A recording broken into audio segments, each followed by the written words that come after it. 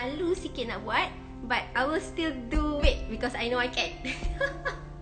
Kejap dah tarik nafas dulu. Okay, ini juga adalah something yang Lia buat kat rumah. Okay, which is almost every morning, selang sehari Lia akan practice intonation suara Lia. Lia, contoh paling senang ialah kita guna A, E, I, O, U. So mula-mula kita mulakan A, E, I, O, U dengan intonation, dengan suara bass rendah. Okay, A, E, I, O, U. Then kita ambil middle, which is our normal speaking range, A, E, I, O, U. Then kita buat high pitch, A, E, I, O, U. And then the fourth one, ini variations of it, A, E, I, O, U. And then why you buat macam ni? Oh my god, I'm so malu. Why kita buat macam ni is to train kita punya cara bercakap supaya kita boleh menggunakan intonation turun naik.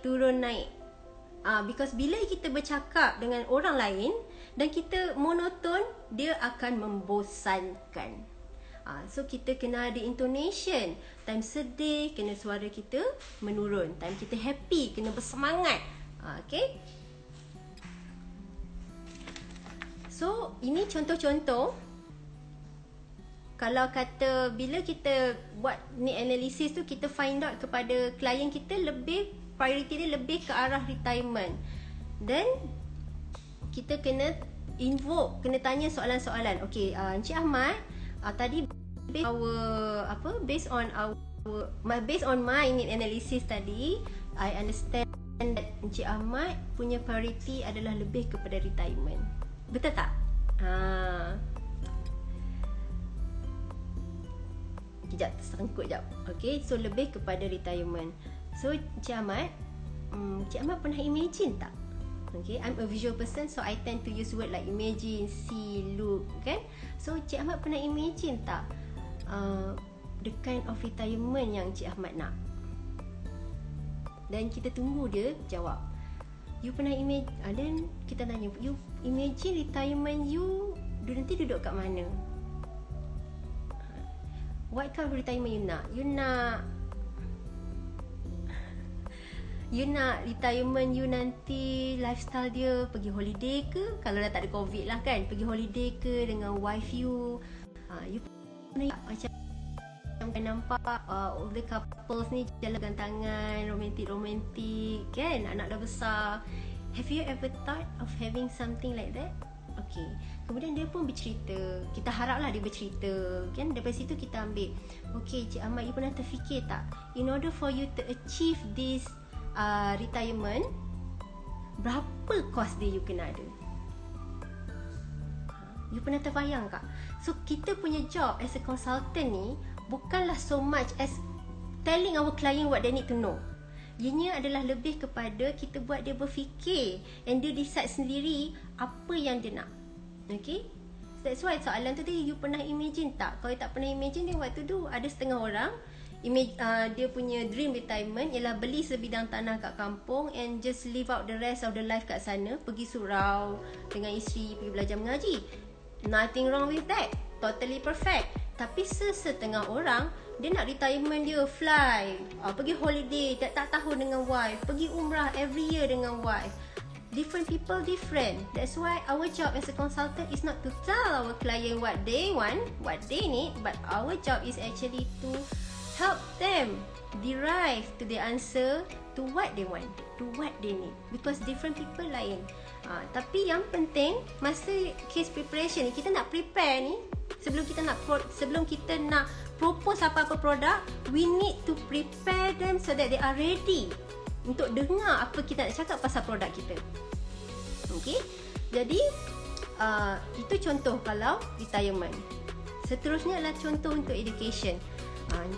Saya guna Encik Ahmad lah, Encik Ahmad senang sebut kan. So Encik Ahmad ada 4 anak. Anak-anak Encik Ahmad ni tadi, Encik Ahmad cerita dengan Lia, ada yang minat medik, ada yang nak jadi cikgu, ada yang nak jadi arkitek. Encik Ahmad pernah ada spesifik tak nak hantar diorang belajar ke mana? Kita tunggu. Okay, anak I Australia, you kena tahulah rough cost nak belajar ke Australia buat architecture berapa. Tak payah tahu spesifik pun tak apa, rough cost kata RM500,000 untuk makan, minum dan yuran belanja, yuran belajar dekat Australia. Okay, mungkin dah RM500,000 total, contoh dalam masa berapa tahun ni, bila anak dia besar, total dia cost dia adalah RM500,000. Then you need to know, so you need to involve. You nak hantar anak you pergi dekat Australia, okay, I memang ada, you kena tahulah benda ni. Memang ada you kat sana, you ceritalah kat klien you, memang bagus kat sana, you ni kan ada kos ni situ, and then ditanya dia, tapi you dah ada plan tak? Macam mana you nak fund this education fund RM100,000 untuk anak you? Dan kita tunggu jawapan dia. That's our job, is to and also wait for answer. Dan kita tunggu jawapan dia, yes or no. Kemudian kita tanya, okay, dia kata ada anak tadi, so anak nombor 2, nombor 3, nombor 4 ni nak belajar kat mana, dan kita totalkan berapa cost. Okay, kenapa kita tunggu dia jawab? Kenapa bukan kita yang bagi jawapan? Because we want to create vacuum.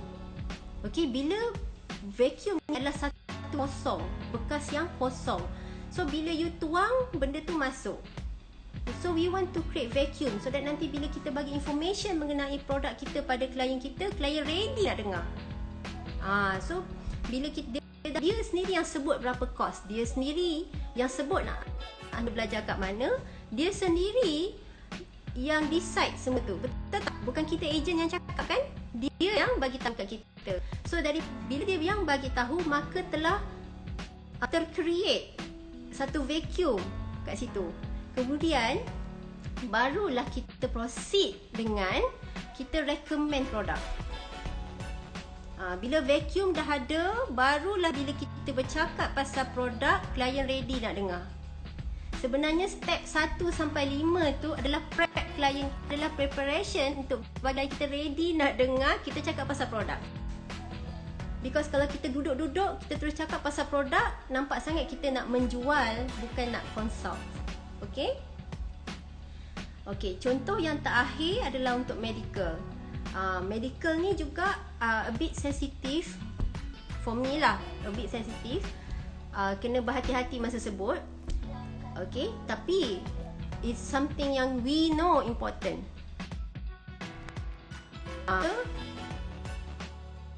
Tapi kita tahu ramai juga yang masih belum take step to get adequate medical plan.